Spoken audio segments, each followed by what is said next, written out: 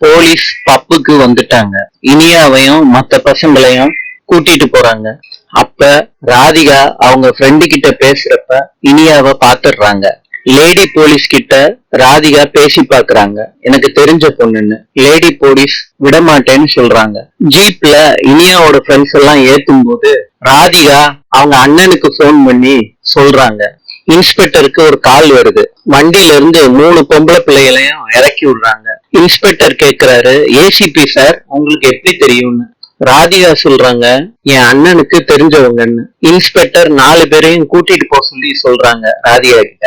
ராதிகா 4 பொண்ணுங்களையும் கண்டிக்கிறாங்க. செலியன் இனியாவுக்கு கால் பண்றாங்க. யாருன்னு ராதிகா கேக்குறாங்க. அண்ணன்னு சொல்றாங்க. போனை இனியா கிட்ட இருந்து வாங்கி பேசுறாங்க ராதிகா. அப்ப செலியன் சொல்றாங்க, நான் உன் ஃப்ரெண்டு வீட்டு வாசல்ல தான் நிக்கிறேன், நீ இல்லன்னு சொல்றாங்க. எங்க இனியா போனன்னு கேக்குறாங்க.